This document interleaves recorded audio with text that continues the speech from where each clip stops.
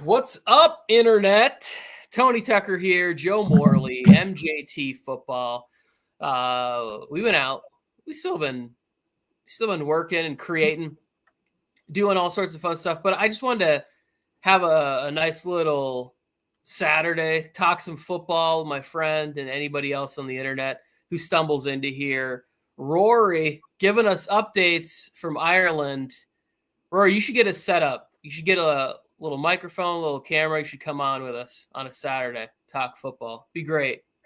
Bring an accent to the show, like a legitimate accent. I mean, I could do the whole show with an accent, but it would be terrible and embarrassing for me. Probably offensive. Sing a song for him, Tony. What is it? The boys are back in town. The boys are back in town. See, even the singing part is just making people lose their minds. Slightly chilly and breezy in Ireland. It's how we just talk about how fast the NFL season goes by. Like we do the same thing every year, and I think that the older I'm getting, the faster and faster this shit keeps moving. Like I wait and I look forward to it so much, and then all of a sudden I look up and it's like week 10, we're opening the season in Germany, and it felt like when I was when they announced these games and you see them in the summer, it felt like it was going to take forever for them to get there. You know, like the sun stays out later in the summer, and you're just like, man, I can't wait for fall. And then it gets here, Halloween's already, come and gone, and trade deadlines come and gone.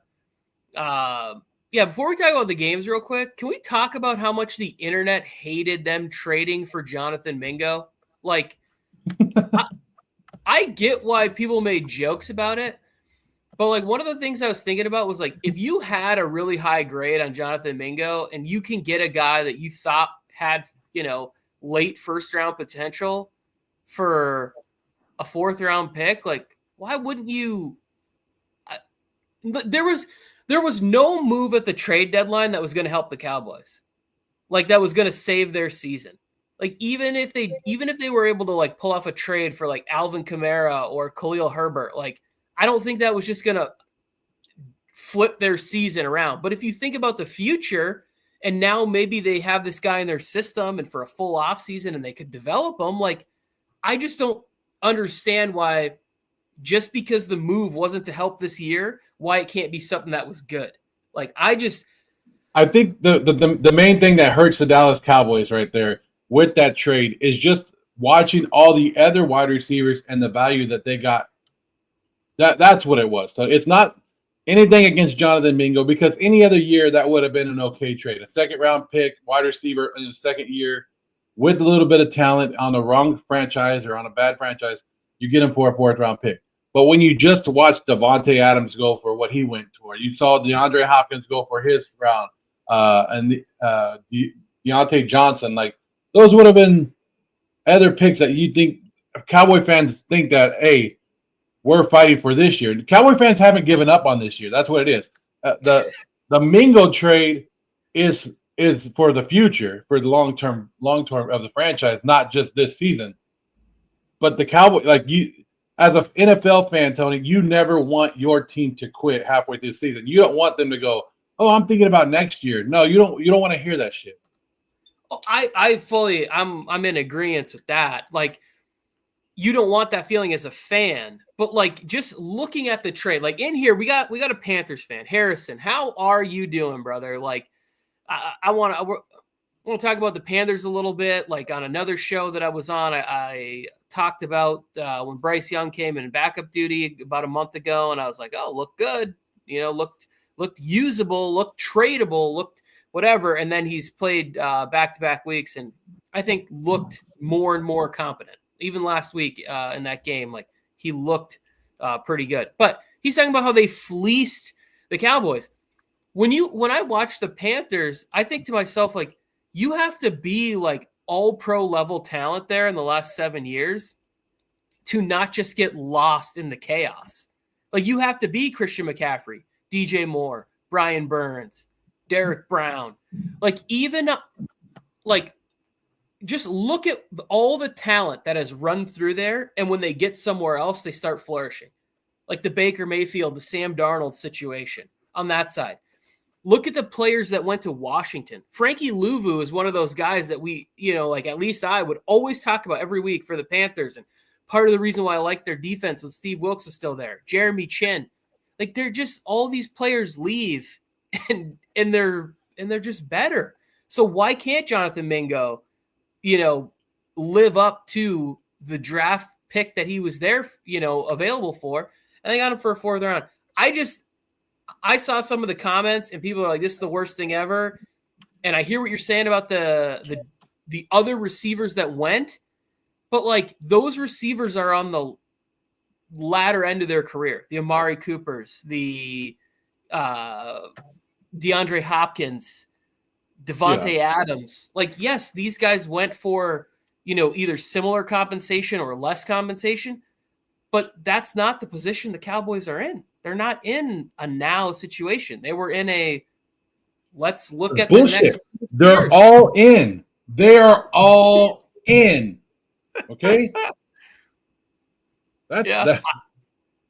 We talked about the Dallas Cowboys all offseason, and we were saying that it was ready to explode, that we're going to see the downfall of the Dallas Cowboys this year, and nobody wanted to believe it. If you saw it, you knew it was coming with no running back, and now with Dak hurt, they're going to go with Cooper Rush, right, in the next couple of weeks. It's only going to get worse. And Mike McCarthy will not. I think he'll make it through the season, but he won't be back next. So that's interesting. I almost texted you guys this yesterday, but I really think that Kellen Moore is going to be the next head coach of the Dallas Cowboys for a couple of reasons. One, Jerry likes to hire people that he feels like he can control, and coaches are also not trying to take on a job where it is kind of circusy because it's the Cowboys, the national media coverage, the local media coverage, the things that they do there.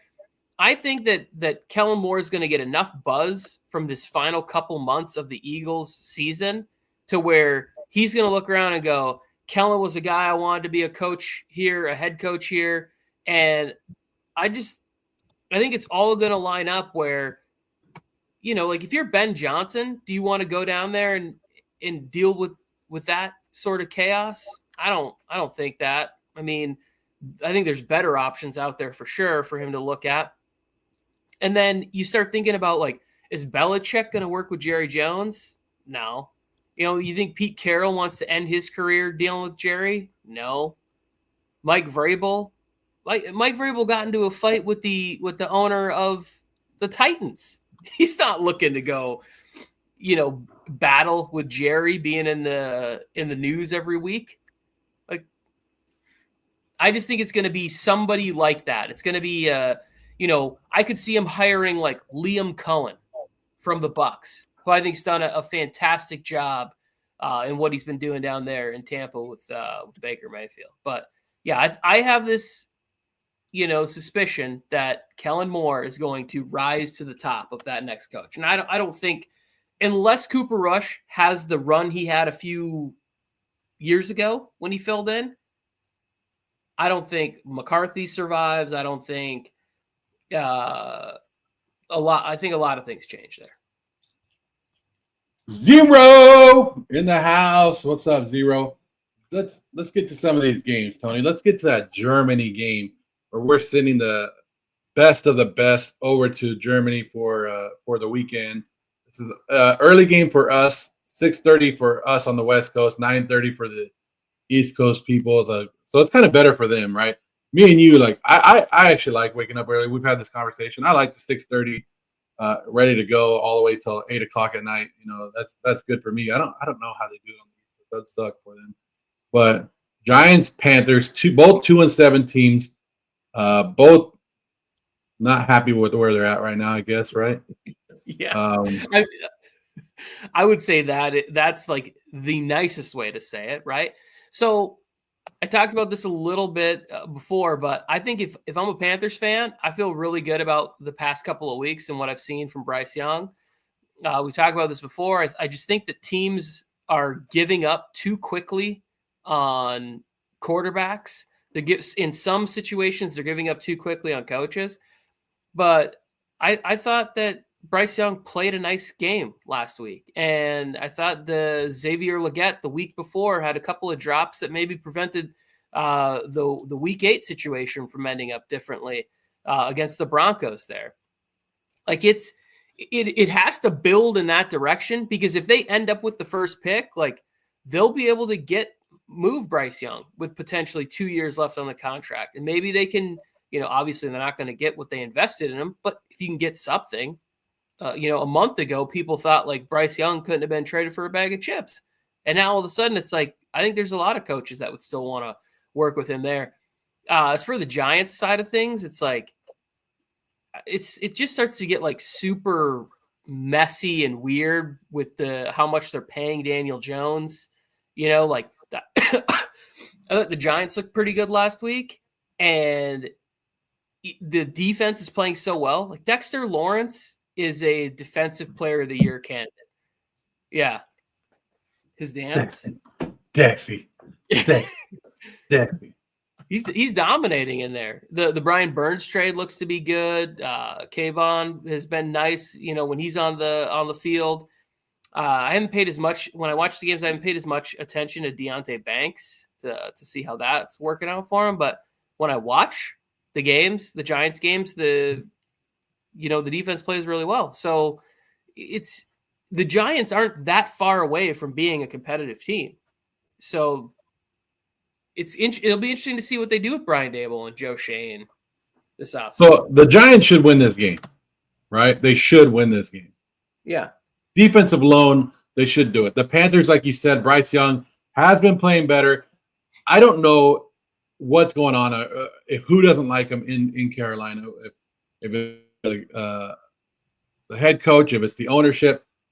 But like you said, the better that Bryce Young plays throughout the season, the more either they want to keep him for next year and it's easier to sell it on the fan base, or they can get more for him.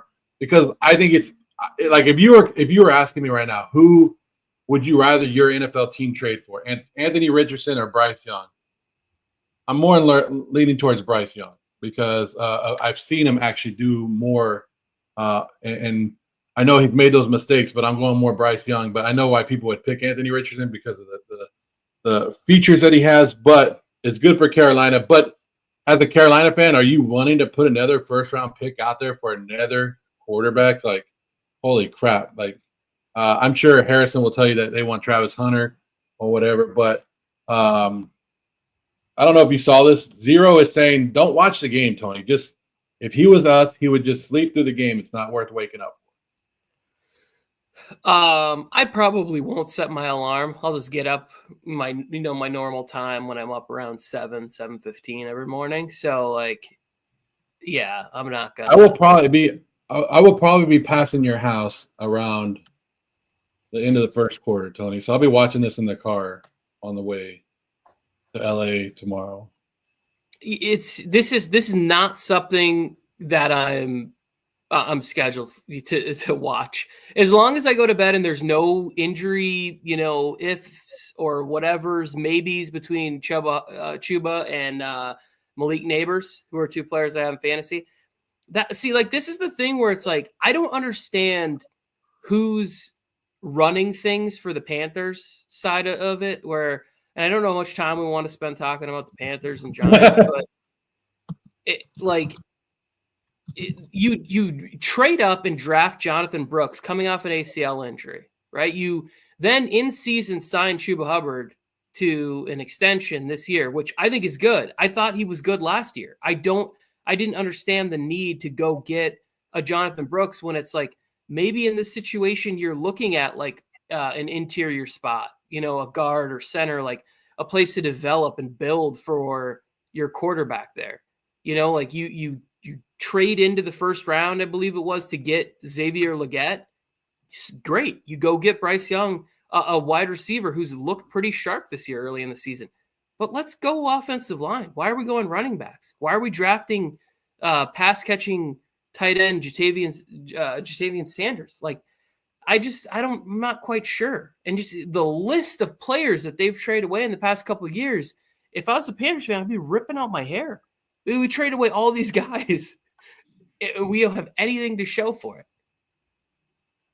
I don't know if you saw this, but all the Panthers, former players and an owner, all that stuff were at a pub in Germany last night.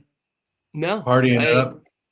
I forgot to send it to you, but I was like, that's just a Dave Tepper move. Like, go out there and get drunk and fight some fans and do some stuff. Here's the thing: if you are part of let's get inebriated. Let's deal with the pain. Let's all gather around and drink some warm beer, or however they do things over there in Germany, and go that route. As far as this game, I think that the real winner is the team that loses. That's how I look at things for this game. The real winner is the team that takes the L. Be competitive, but take the L. Last thought, I'm rooting for the Panthers because I'd rather the Panthers win, have Bryce Young give them a little bit of hope, and it ruins them. I'm rooting for I don't care. Actually, I don't care. I'm picking the Giants, but I want one of them to fuck up their quarterback position where maybe the Panthers think that Bryce Young is worth it and they keep him. And it's another guy out of the quarterback competition next draft. Yeah, I think the Giants are an organization that Shedeur would like to play for. So I think that, and I sent you that thing earlier about how Shedeur is rooting for the Raiders to lose because it's one of the spots he would like to go to. But I could see him, playing for an organization like the Giants. Patriots, Bears, Tony. Yep. Anybody I don't want to say that we're disappointed in what the Bears record is right now because I think I had them at 500 to end the year. But I expected more from their offense, right? Did you expect more from Caleb Williams this year? Because and that game against Washington, what the hell? What was that? You have all these offensive talents and you're handing the ball off to a big guy. And don't get me wrong, I love big guy touchdowns. Not in that situation, though. You do that shit like the Lions do when you're blowing teams out. You don't do it when the game's on the line and you hand it to a guard trying to act all cute. So, what are your thoughts about the Chicago Bears going into this game against the Patriots? So, to me, it's not even necessarily about that. And I would say that I've been extremely disappointed with how things have turned out for Caleb there. And it's not even me. I mean, DJ Moore basically did the Homer Simpson sink into the bushes meme last week onto the sidelines. He was essentially just drifted off the field. He had a hamstring injury that let him walk off the field. He the smile on his face and the way he handled that, he's just frustrated. His whole career has been with quarterbacks that are not top of the line, and he's just put out really great numbers. And now he's had to listen to everybody talk about how great his quarterback situation is. And he's just sitting there going, this is more of the same shit that I've been served in my 6 years in the NFL.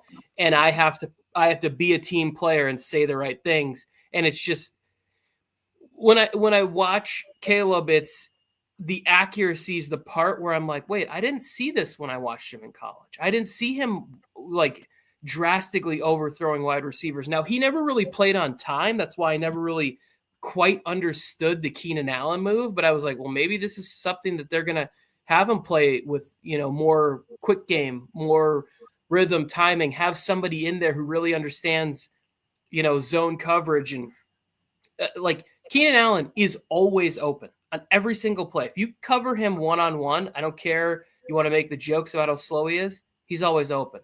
But some of the decisions they're making to throw the ball to him deep down the field, I'm like, that's not Keenan's game, especially when you have Rome and DJ. A lot of the stuff that's going on doesn't make sense. I think that this is the one team that could really benefit from a coaching change. I read something this week where they might want to stick with Matt Eberflus, who I think has done an amazing job. The defense is playing really well. But in that game you're talking about in the Commanders, I believe in the fourth quarter, and I might be jumbling up the games, but I think he had like 36 yards passing at one point, going like in the fourth quarter of the game. And that to me is just, that's not, that is, holy shit, that is bad. And I picked the Bears, but I don't feel great about it. Yeah, the Bears defense has been playing good. And I don't think, look, Tony, the rumor has come out that Ben Johnson was waiting for the Bears job. And Ben Johnson is going to be one of the hottest commodities again in the offseason. If you are the Bears and your team is 500 with Matt Eberflus, with the defense playing good, but the offense is still struggling like this, are you not jumping at the fact to go get a rival offensive coordinator and bring him in to be your head coach? Are you not doing that? Oh, I would. I probably would have made the move last year. I probably would have wanted to start the process. I want to get my rookie quarterback with an offensive head coach. I just think that works better. Like, unless you have a proven defensive coach, somebody that's going to be able to establish a certain culture, a certain level of expectation, which clearly isn't the case based on how the Washington game ended. And you're just seeing a team that's like plays really hard, but things aren't buttoned up. I would have went the other way. I would have hired Ben Johnson last year. I always think about this situation, like how much of this is the agent getting out there and leaking a story saying, hey, Ben wanted this job. He would take this job. So if you're thinking about firing your coach, you kind of already, you have a dance partner at the end of this, if that's what you want to do. Yeah. Like the Bears kind of being notoriously cheap is sort of the rumor with the coaches, the team, the everything. Like maybe they don't want to pay Ben what Ben wants, what he wants to be paid. So the Patriots, this is Drake May versus Caleb Williams. This is two top picks versus each other right here in this draft. I like what the Patriots have done this season, where they said screw it, we're not going to win. They already knew kind of that the season was a wash. They waited a little bit to get Drake May in there, but Drake May is looking really damn good. Like he makes some plays every week where I'm like, holy crap, like this guy could play. They're got rid of Juju Smith and they go, hey, we're going young at wide receiver. Stevenson has started to get a little bit going more and more, but it's just a young team where they knew that they were going to have these growing pains. So I like what the Patriots like. I hate, like, if it was my team, I'd be pissed off. Like, I'd be like, why are we losing on purpose? But we understand what the Patriots are doing. They knew that this was going to be a rebuild, go away from Bill Belichick into the Mayo era and just change it up and start building your way. So I like it. And I think the Patriots I think they get better each and every week. Like the way you watch them, you can start seeing a little bit of identity. And Christian Gonzalez is the guy, man. Christian Gonzalez is really, really good defensive back over there, which we thought he would be out of college. So I'm in this game. I'm kind of a toss up because I think the Pats can hang with anybody. I think their defense can hang with anybody, and that's what makes me worry if they can make Caleb Williams make those mistakes, because Williams made those mistakes against the Washington defense, which isn't that good, Tony. Come on, they're not a top great defense. I would think the Patriots have more playmaking defense than Washington does. So I'm kind of on in the air with this one. But I'll go with the Bears. I'll go with the Bears with you, but I wouldn't be surprised if the Patriots pull this win off. Yeah, I won't be shocked either. I mean, I picked the Bears against the Cardinals last week, which is foolish. Between the Bears and the Saints, that one of those two, cost me $150 in a pick'em pool. Here's what I like about the Patriots. They didn't sell at the trade deadline. Benji on the table like that. They didn't sell. They could have gotten rid of players, but part of the position that they're in right now is development for Drake Young, right? When we watch it, where you want to see what he can do. If you start trading Hunter Henry, who you could have got picks for, or a veteran wide receiver like Kendrick Bourne, or these guys are just being sold off for the future, you can't accurately develop and see what you have if you're getting rid of the guys that have been there this whole time. since training camp. So I think that they made a lot of good decisions by not making, hey, let's just get rid of this. And they're getting these guys reps. I was a little nervous about Drake May getting injured because of how bad the offensive line looked the first couple of weeks, but then his mobility is just as good, if not better, than advertised. His escapability, some of the first downs he's picking up.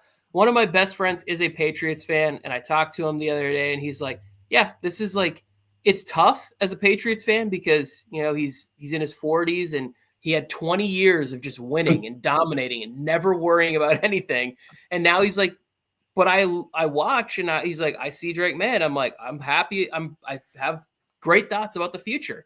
And I was like, I kind of wish that you guys could suffer a little bit more. Just another couple of years. Just be terrible for a couple more years. I always get those in my comments where it's like Patriot fans are like, well, now I know how you feel, Raider fans. I go, no, you don't. No, you don't. When you're winning all the Super Bowls, guess what? We're still sucking. So don't. You had your 20 years, and I feel bad for you, but it's over. But like I said, the Patriots, I think, are moving in the right direction. It's a good thing for them. Drake May, I like, but I'm taking the Bears in this game. But it's just if you're a Patriot fan, you got to be happy with the future. Yeah, I would say so. I talked to one. Hey, here we go. Here's one. Bills, Colts, Tony. And you got Joe Flacco taking over, right? He's your quarterback. Old man. Look, I'm upset because I have Keenan Coleman in my almost all my fantasy teams. I think I have him on a lot of them. And last week in the Bills, the Bills were driving down on the first drive of the game, and I texted you. I go, "Oh wow, yeah." Josh Allen hit him on a slant. It flew up, went into Ramsey's hands for an interception, and then it's like Josh Allen just went away from him the rest of the game. Like, oh, I'm cool. We're not going to find you no more. And then to top it off, they made that like the defensive play of the game on Red Zone Channel. I was like, that wasn't a great play. It was more of Coleman dropping the ball than anything else. But I'm excited to see what Coleman can do because I want him more involved in the offense because, like I said, I'm more invested in him. But the more the Bills have with offensive weapons, I think the better they are going down there and opening up James Cook in the running game and stuff like that. So the Colts, I don't know what the Colts are doing anymore, Tony. They looked bad last week. Jonathan Taylor, you got to feed him, but really, what are you doing with an older quarterback? Like, you just want to win games just to win games and try to go 500 to please your fan base? Like, let the young guy play. You got to see what Richardson is before you move on. So I have so many thoughts on this. So both of these teams I lost in my picks against the spreads last week. The Coleman drop probably cost me there. And then the Colts offense, Flacco, I said he was going to be, had a chance to be good against the blitz. He was absolutely awful against Brian Flores. I think it's a little bit different this week. I don't know which route to go. So I don't think Keon Coleman's playing this week. You might want to check that. I think he is injured right now. I think he was ruled out of the game last night, I believe. I don't remember. But the Bills are in a situation where I look at this like, can McDermott keep them focused on the task at hand? Can he make sure that he doesn't have guys out there like saying like, oh man, I don't know if I should make that play or risk it. I want to make sure that I'm healthy and there for my team in the Kansas City game. It's like, if you can just stay eyes on the prize, which is beating the Colts team, which you should beat. I really like the Bills in this game. And I think that like there is so much coming together. Amari Cooper being more into the fold here. Khalil Shakur is reaping the benefits of having somebody on the field like Amari Cooper out there. And we're seeing that with everybody. One of the players I want to talk about in this game, Joe, was like James Cook he's good. We really think he's good. Ray Davis is a player, and you got to find a way to get the football in his hands and make sure that he's also probably getting 8 to 10 touches a game. He's just fantastic. The Bills defense, McDermott's a really good football coach because when you look around, it's like, oh, well, they lost all these pieces. We're not as familiar with some of the guys like Gregory Rousseau or I'm blanking on the other guy on the edge right now, but it's like they just keep rolling. The defense just keeps on being a solid contributor to the football team. On the Colts side, what you said about Anthony Richardson, I don't know if I'm in that camp. Like, I think you can still develop him while having a chance for your football team to continue to win this year. Like, just because he's not in the game getting the reps, there is something valuable about sitting on the sidelines and watching a veteran prep each week for the game, watching him in game, make adjustments, notice certain things when he's out there on the field. So if you have guys like, DeForest Buckner and Grover Stewart who are out there in the trenches, you have Quentin Nelson on the offensive line. These guys are getting older into their career. They want to be in games that can win. They're not worried about 2-3 years down the road. They're not necessarily worried about next season. What's going to happen? The investment of who it is. They want to win. And I think Joe Flacco gives them the best chance to do that. If you're a wide receiver out there, you probably want Joe Flacco on the field. You're not necessarily worried about 3-4 years down the road. Next year, you can have a camp battle with Richardson and see how much he's progressed and worked on the mechanics and the accuracy and whatever else that goes into things that I can't understand because I'm not, that well versed at the quarterback position for football. Yeah. But I just think they owe it and they need Joe Flacco out there. With that being said, I'm picking the Bills in this game, and I think it's going to be a good game, a fun game to watch. I won't be shocked if the Colts win this one, but I got to ride with the Bills. Yeah, and you're right. I had to go, and that's what I was doing right now. I had to take Coleman out of all my lineups because he's out. So that kind of sucks, but it is what it is. Just another day in the office of fantasy football sucking. But I am taking the Bills as well in this game. And we'll move on to this one, Tony, which should be a good one.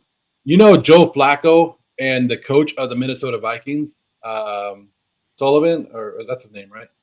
Kevin O'Connell, my bad. Kevin O'Connell and Joe Flacco were in the same draft class in the NFL. I don't know if you knew that. No, I did not know that. So, yeah. So, one's coaching, one's still playing. But the Vikings, Jaguars, there is questions about Trevor Lawrence being able to play in this game. He hasn't officially been ruled out or anything yet that I'm looking at. So Trevor Lawrence still in there, but right now, we could see Mac Jones in this game. Maybe that would be. So I read something that Mac Jones has already been the starter, and that Trevor Lawrence will be put on IR as early as either I think it was Saturday morning or at the latest by next Monday or something, next Tuesday morning or something. What are they waiting for? What do you like? Because right here it says he's unlikely to play against Jaguars, so I'm waiting for them just to rule him out. But what are you waiting for to put him on IR? Wouldn't you start the process now? I don't get it. So there's stuff that we don't necessarily fully understand as fans, as far as roster activations and how many times you can do things and what you have to do and moving players to IR. There's some sort of strategy that's involved with these guys. And the way that they make the transactions to their roster, I think that's more the case than anything else. But it does sound like he's going to be shelved for the rest of the year. This is another. When we get to the offseason, we're talking about job openings that are there. I like the Jags more than I'm hearing people talk about this situation. I just think people have given up on Trevor Lawrence too fast, as if he's not. Generational talent, Trevor Lawrence, you mean? Just I don't know. It just feels weird that people are like, oh, this guy just can't play anymore. And it's we're watching Sam Darnold do what he's doing. You're telling me that Ben Johnson couldn't go down there and establish something and have some success? And they got some edge rushers there, could use some help on the offensive line, but I don't know. It just seems like I think Trevor Lawrence is a good quarterback. I'm not going to bash him or anything like that. I think Trevor Lawrence was built up so much in college. That's what people are hating on him for. But that happens to everybody. That's what's happened to Caleb Williams this year. And that's what remember Trevor Lawrence coming out of college is like he was Yeah. raised to not lose games, Tony. He's a winner, and he's gonna go down there and he's gonna just win. Like it's just part of the new era of football players and the social media that everybody is the next best thing coming out, and we put too much pressure on it, and that's what we're seeing with all these young guys right now getting benched and stuff throughout the NFL. Trevor Lawrence was just the beginning of that, if not before Andrew Luck, all that. Every big quarterback that people are like, this is the next guy. Are they ever? I mean, most of them fail. So it's funny, and you can actually maybe you probably will relate to what I'm about to say more than anything. A guy like Gardner Minshew is with Shane Steichen in Indianapolis, and then people are putting up numbers about how Gardner Minshew and Trevor Lawrence are essentially the same quarterback and this and that and whatever. It's like, how do we know that this isn't just a situation where it's like we thought Doug Peterson was going to be a great situation and coach for him or whatever, but like, what if Trevor Lawrence just gets the right situation and he is that guy? Like everybody's just so quick to dispose of people. Like you hear Seahawks fans talking about like, well, Geno's not this and he's not that. He might not be the future, but like it's tough to play quarterback in the NFL. And there's not a lot of guys that are out there capable of starting. There's not 32 starting quarterbacks like that are going to go out there and lead franchises and win because of the difficulty of the position and the circumstances, maybe based on ownership, team, salary cap, all the things that go into it. There's not 32 of those guys walking around. That's why we see so much movement at that position every year. Again, I just don't think you can just dispose of somebody who is the number one overall pick and has had moments. He does make some throws where you're like, what's going on? And if they would have completed that comeback against the Eagles last week, I really think Fangio would be the interim head coach of the Eagles this week. If they would have blown that lead against the Jaguars, I don't know if Nick Sirianni would have survived that Monday. Like that was brutal what was happening in that game.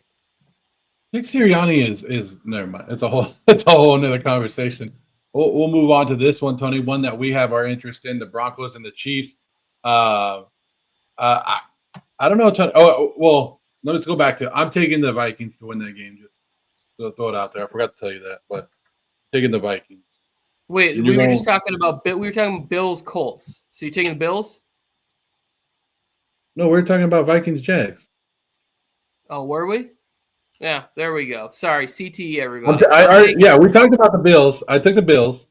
Okay, yeah. You're right. We were just talking about Trevor Lawrence. I blanked out because I was already thinking about this game and what I was going to say. But I'm not. There's no way I'm taking Mac Jones. Like as much fun as it would be for Mac Jones to win a game and have the internet go nuts, because then that would just heap everything I just said about Trevor Lawrence. People would be going like, oh, Doug Peterson's the problem, huh? Mac Jones just threw for 325 and 4 TDs with the same everything. It's like, okay, yeah, it'd be a fun conversation. But Mac Jones is another one of those guys where it's like, hey, maybe the right situation. And again, the right situation might have to be Kyle Shanahan, but it probably exists. Okay, Broncos, Chiefs. This is the other side of the coin where the look ahead. I really do think that the Bills and the Chiefs, that's the kind of game where you circle it, you look at it. I know they always say like this is a 1-week league, we focus on this, we have to be where our feet are, whatever cliches they want to put out there. But I just think both of these teams are like, oh man, this is going to be a fun one. This is a game we're going to, probably play again in the postseason, potentially at least. But as far as this one goes here, like Broncos got the Chiefs last year. I do think that there's a world in which the Broncos defense can keep this game close enough and maybe Bo Nix doesn't let his team down. Last week was the first time that I really saw the Chiefs defense get beat on stuff.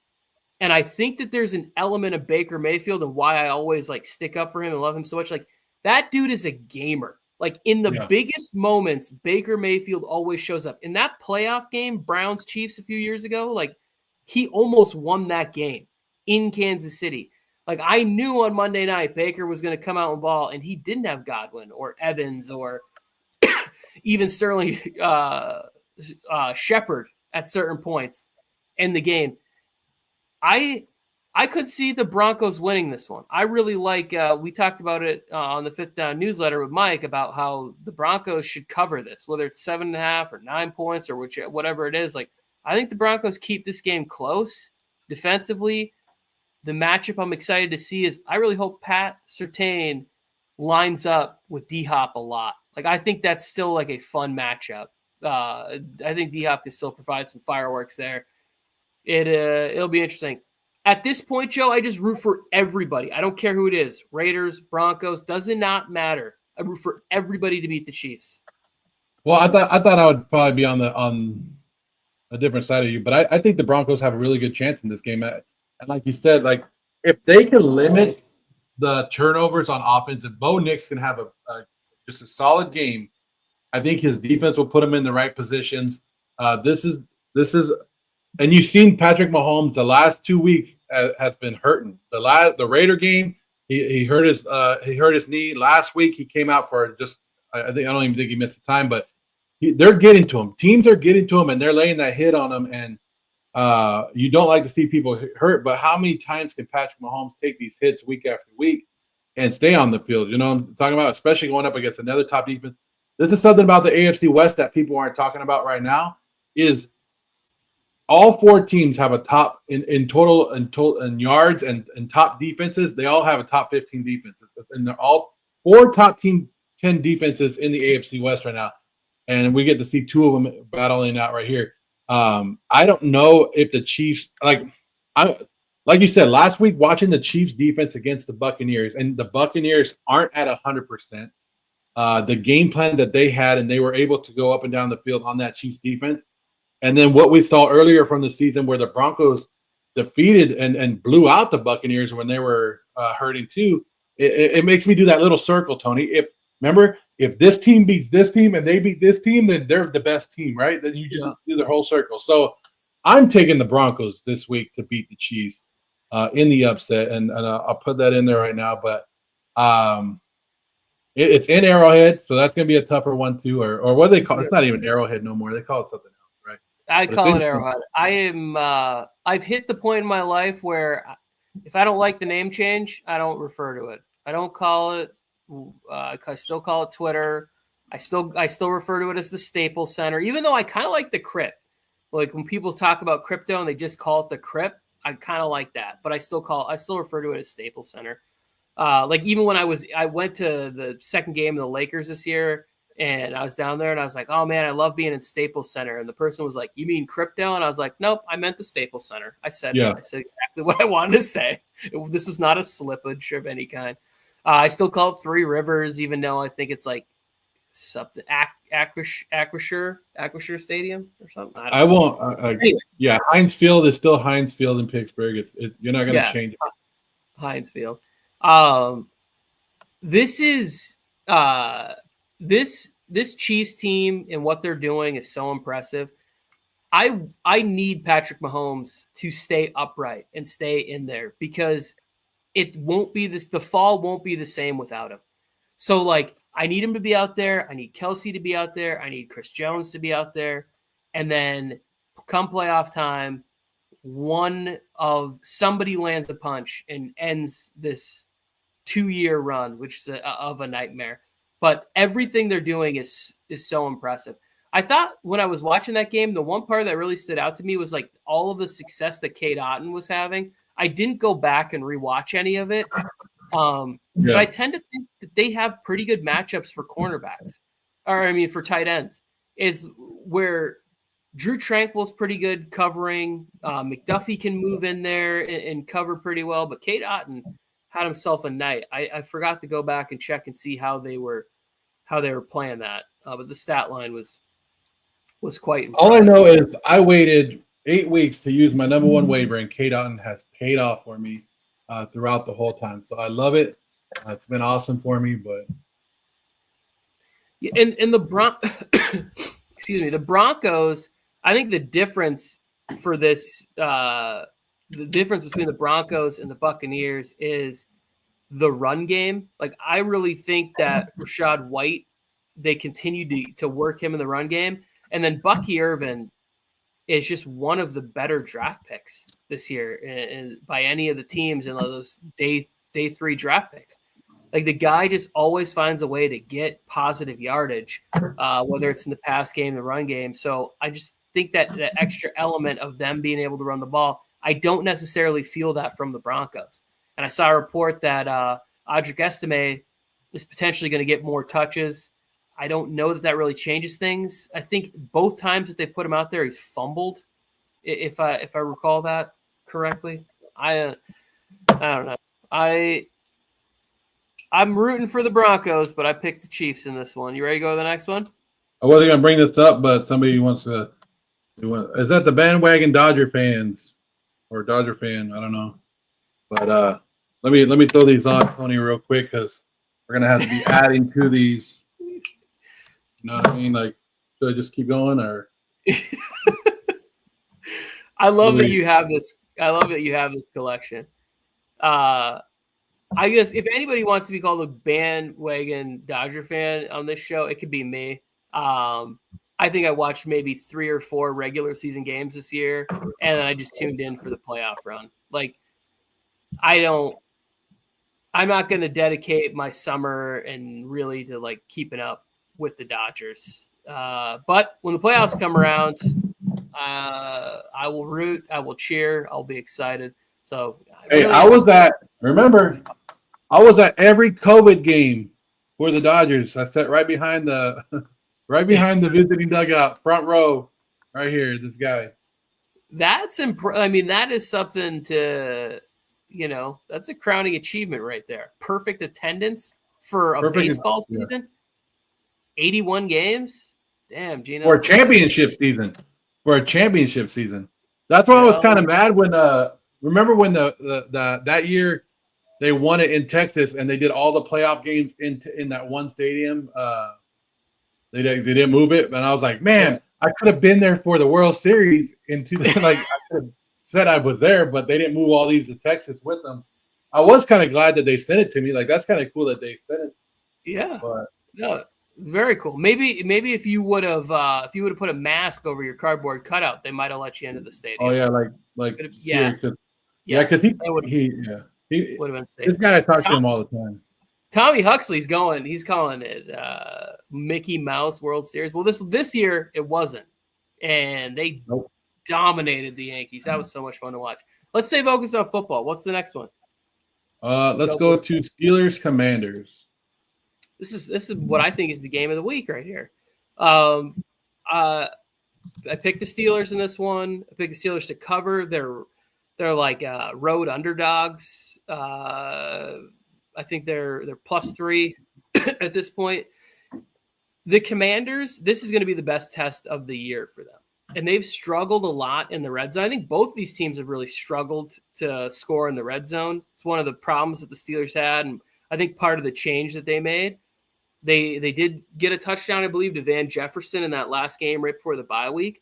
But the Steelers, with the opportunity to come off of a bye, to get for this defense to get a rookie quarterback, I think this offensive line for the Commanders is really going to have their work cut out for them here, especially if they're able to add a player like Preston Smith to the D-line, because you get somebody in there that maybe can be out there for a couple more of the rundowns, and then that's going to allow the other edge rushers, Highsmith, maybe TJ Watt, to have a little more in the tank for the passing downs in this situation.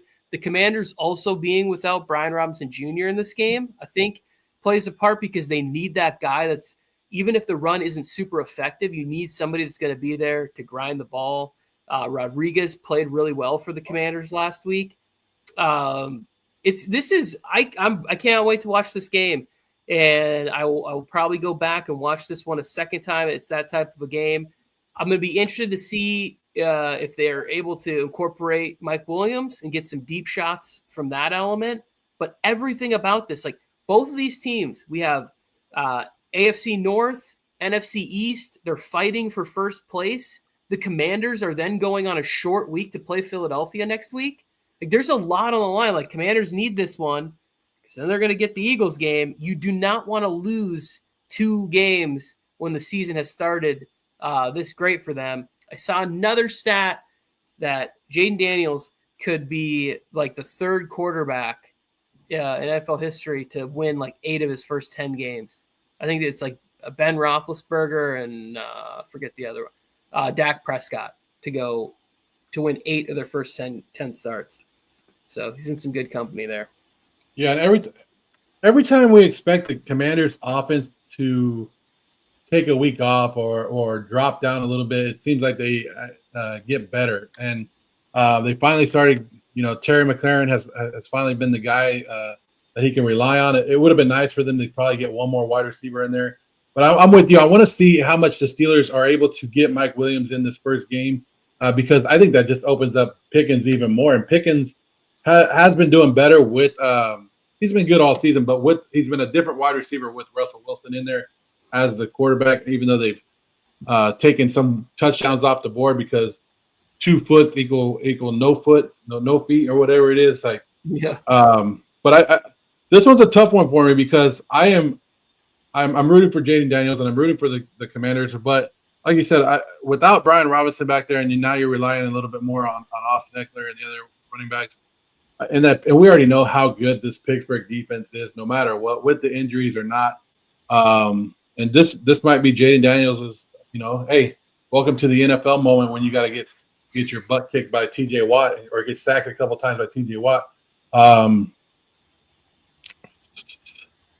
And you know what? I'm going to go with – I don't want to. I'm going to go with the Steelers. I'm going to go with the Steelers in this game, but I think it's going to be a lot closer than we thought. Well, especially at the beginning of the year, when you were looking at this part of the Steelers' schedule, you really thought like, oh, this is a game, like you probably marked it up as like an easy win. And as the season has gone on, excuse me, you now see that, oh, this isn't that easy. And the Steelers have all of their division games coming up. 2 against Browns, Bengals, and the Ravens, which is going to decide how this division shakes out. The Steelers need to keep that edge. This is a game that both of these teams need to win, and there's so much talent on both sides. Like, even I think that the Commanders' move to add Marshawn Lattimore has a chance to take the Commanders' defense to a level that none of us predicted. I'm not gonna sit here and pretend like I was like, oh, well, the Commanders' defense will be even good. I thought they would be horrible, but they've been pretty good this year. Bringing over Armstrong from the Cowboys, and then the other guy Fowler, like they've gotten good usage out of there. Bringing in Bobby Wagner, I already talked about Frankie Louvu and Chin. They need a guy that might be able to play just some man corner, so they bring in Lattimore. If that happens, I think that Quinn's going to be able to be that much more aggressive and different in the looks that he's giving some of these quarterbacks. But Lattimore's just got to stay healthy. This game for me is very intriguing all around. But I'm gonna side with what I think is the better defense, the better run game, the healthier run game at least in this spot. And then and a veteran quarterback over a rookie. I'll take the Steelers by 3 in this one. Speaking about run game, Tony, here we go.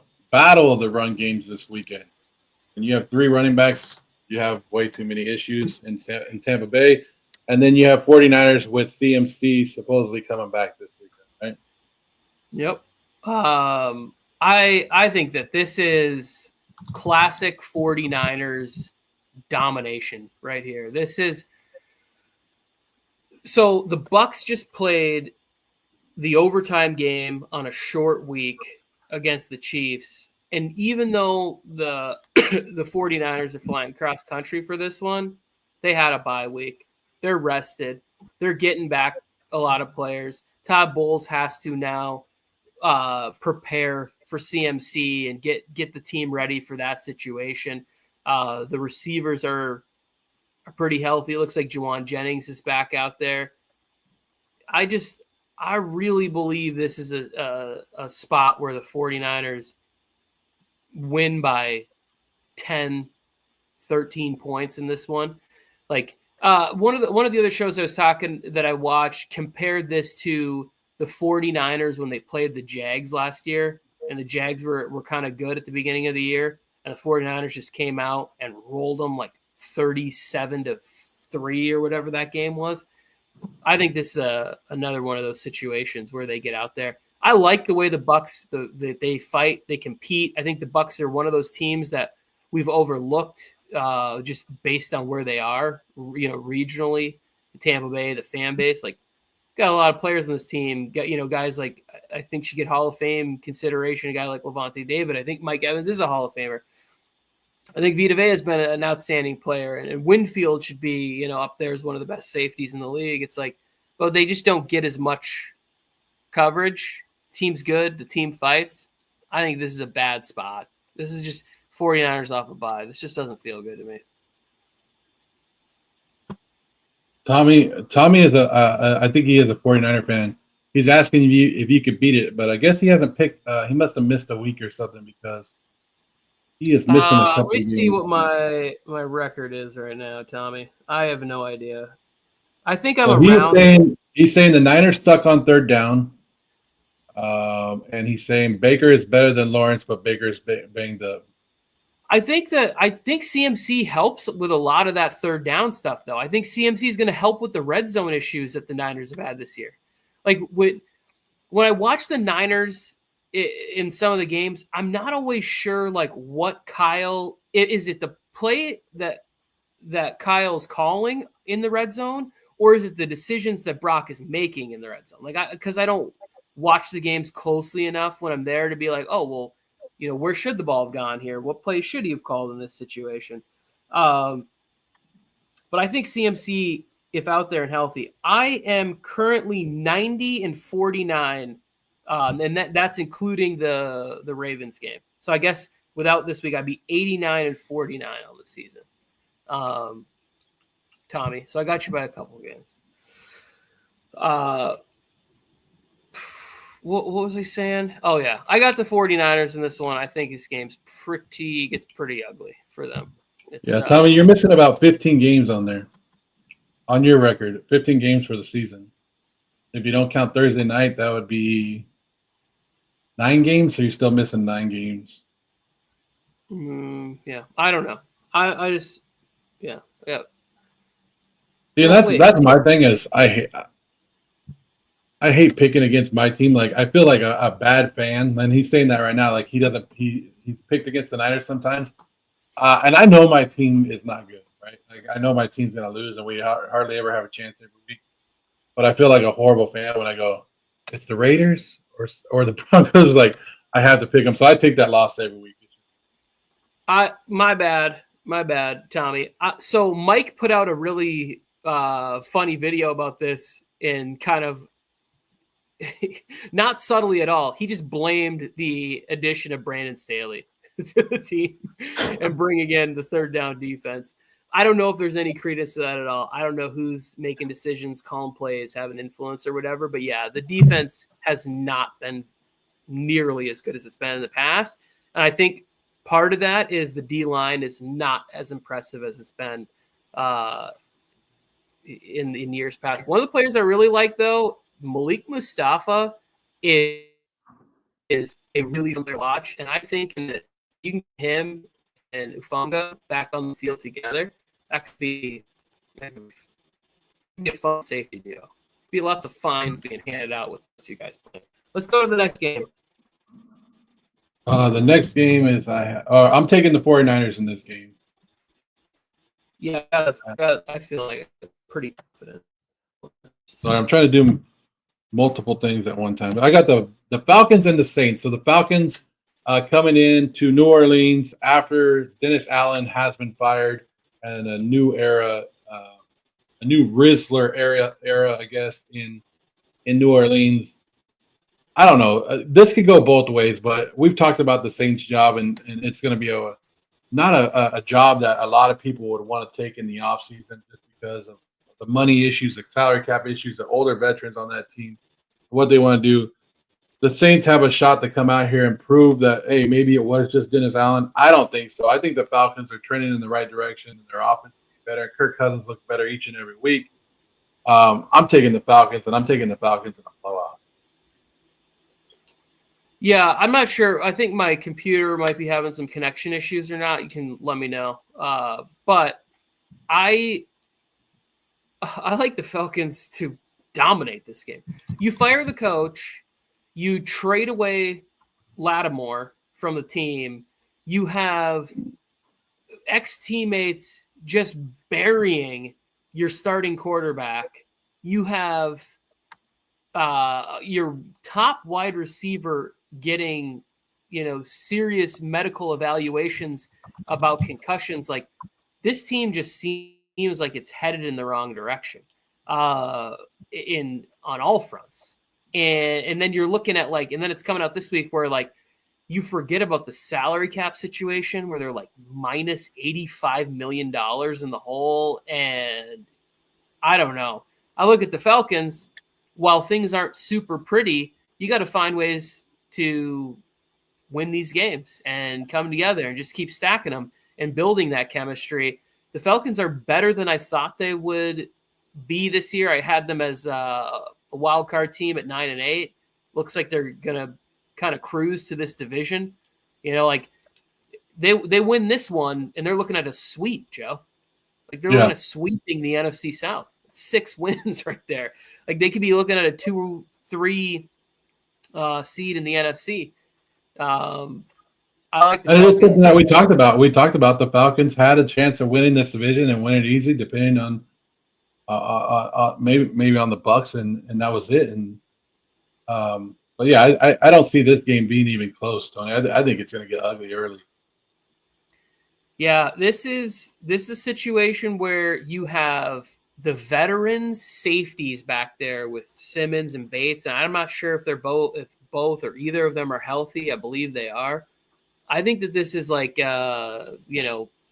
some pick city potentially, where a couple of these floaters just end up there too long, some tip balls, and we get some big plays in the secondary on this one.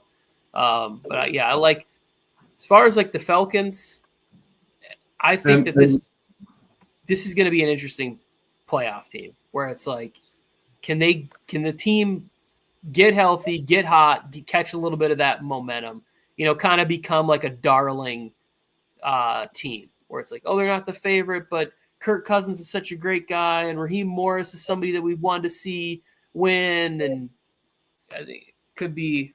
So Tommy's saying he's calling them the Falcons, and their defense is not good. I'm taking a chance this week, Tony, and I don't know why. It's just sometimes you just got to do it. I'm taking the Falcons defense in fantasy football. I could be 100% wrong, but I'm with you. I have a feeling that. I watched Derek Carr enough in my career or in my lifetime to know that he's good for at least one bad game. So I just I just have that feeling. So I could be 100% wrong, and it could cost me my fantasy matchup, which wouldn't be surprising. But I'm actually starting the Falcons defense this week in fantasy. I like it. I think that if it's a situation where you got to stream, you got to pick a situation where things just might fully just implode, and you can reap the benefits of it. So I'm with you. I like it. Titans, Chargers. Whew, really wanted to go to this game. I'm not going to make it there, but this is one of those games, Joe, where as a fan, I just want to say my team's going to win by 30 points, but I don't like to do that. As a fan, I don't ever like to say that my team is going to dominate because I don't get to participate in the actual fight of the game. I do think the Titans defense is good. I think the Chargers offense has been trending in the right direction. Pass game, run game. There's still a few things that need to be, a couple of wrinkles that need to be ironed out. A lot of that, to me, has to do with like the interior part of the offensive line, some protections there. I'm hoping DJ Chark is back this week. It'd be fun to see them having multiple guys that can extend the field in that part of the game. It'd be nice to see Hayden Hurst back and healthy, kind of working the seams a little bit there. As far as the Titans side, when they said that they were going back to Will Levis, in my head, I'm like, I understand why you would do it to a certain extent, but it's almost like we don't want to win. We don't want to win the game.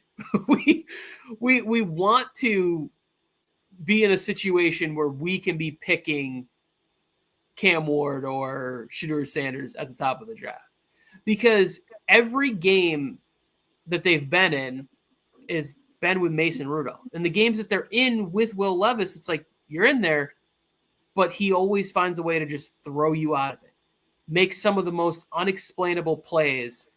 And you would start him coming off the injury, hasn't played in a few weeks, against one of the better defenses in the league. I don't know. I really thought the Titans would sell a little bit more. Like, I thought they would try and move out like Tyler Boyd or something like that.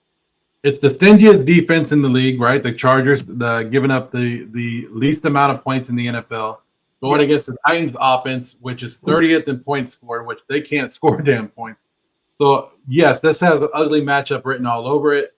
But as a Charger fan, you're hoping that the Harbaugh era doesn't take you back to – because you've seen Chargers lose games like this in the past, and you're hoping this is one of those games that it changes, right? That this is what Harbaugh was brought in to keep you focused and to win the games that you're supposed to win and win them by big. And this is one of those right here that we want to see it. So I'm taking the Chargers to win. I think we all wrote off all the Chargers wide receivers in the offseason, but they're starting to show up, right? Look at Quentin Johnston out there catching touchdowns. He has more touchdowns than some of the big-name wide receivers in the league this year. So we're starting to see the Chargers. And this is what we talked about. Every week, especially with the new head coach, you just want to see improvement each week, and that's what we're seeing from the Chargers, get better and better each and every week. And I'm with you, Tony. I think this is going to be I don't want to go 30-plus points like you did. I think that's kind of crazy. But I'll say 10-plus. I'll go 10-plus points on you for you. Yeah, I mean, obviously, I was being hyperbolic with the 30, but like it is one of those games where, as a fan, you're like, "Oh, we're going to destroy this team," and then when it doesn't happen, this happened a few years ago when I was like, it was like my birthday, and they're playing the Texans, and I was just so jacked up. I'm like, they're going to run through this team, and then the Texans win. I do think it's a different era where they are sort of handling business when they have minor setbacks. The coaching staff, the team is able to not freak out, dwell, turn on each other. There's no finger pointing. The defense is playing incredibly great football. It's not even like there's the thing where like it's like the bend don't break. Like there's no bend. They're just breaking and breaking opponents. And there's going to be a nice run for the Chargers defense, where next week they play the Bengals offense, which has been fantastic. The week after that, they play the Ravens. I think the week after that is Tampa. The week after that is Kansas City. They got game coming up against Atlanta. Like, they've got some games that are going to be interesting tests for this team, for this defense. And I'm obviously rooting for it to be healthy and whole and connected. But this one, it's like, I don't know. Like, they should win, and they should win by a lot. And it's not easy, right? I do think that the Titans defense is good, but just you have a game plan, and you figure it out, and you run the football. He was asking if the Chargers are the number one defense. I don't think they are. I know they're number one in points scored, 8 in yards allowed. So I know they're top 5, but I don't know if they're actually the number one defense.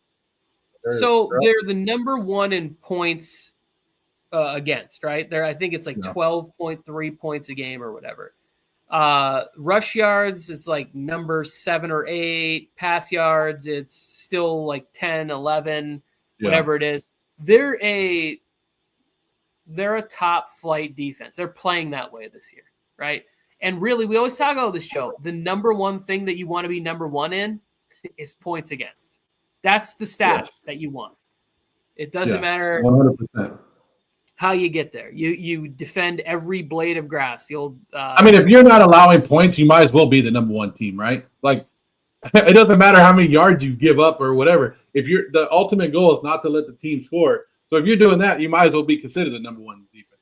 Yeah, and they're playing. Like I said, they're playing really great on third down. It was like, where in past years it always felt like, oh, they got a stupid penalty, or they missed a coverage, or they didn't even protect against, they didn't have the right discipline on a screen pass on 3rd and 18. It's like, none of that. None of that's happening. I hope it continues. I'm rooting for it. Bolt up. Who's got it better than us, Joe? Nobody. I gotta go to him. Yeah, I actually too. Michigan's about to get out there on the field, and they're going to knock off the undefeated Indiana Hoosiers this week. I kind of believe what I just said that. Okay, let's run through these real quick. Jets, Cardinals. Who are you taking in that one? Real quick, I think I took the Jets. I don't feel good about it, but I took the Jets. Cowboys, Eagles. I'll take the Jets in that one. Okay, Cowboys, Eagles. I got the Eagles, but I think it's closer than people think. I'll take the Eagles as well. Lions, Houston on Sunday night game. I got the Lions in this one. I had a lot of stuff to say about the Lions, but we'll talk about them next Saturday. I apologize. And then we got the Dolphins and Rams on Monday night. And I got the Rams. I'm gonna take the Dolphins. I don't know. I'm starting to. I've been thinking that since Tua's been back that it was going to help him out. I don't think it has, but I'll take the Dolphins in that one. Is Tommy older like us? Over here saying Hoosiers is the best sports movie of all time. Yeah, Tommy. I mean, I've only seen pictures of him. I don't know who. I don't know him personally or anything. But yeah, he looks older, maybe 40s. Yeah. Okay. Yeah. 47. Yeah. But yeah, I do got to run. I apologize. I was trying not to answer the phone and do all this, but no, I got a lot of work. I got so much stuff going on. It's crazy. I sent you. All good. Appreciate everybody hanging out with us. Tommy, thank you for all the engagement here. Next Saturday, I think Joe and I will be back to talk some. Have a great weekend. Hope your teams win, everybody.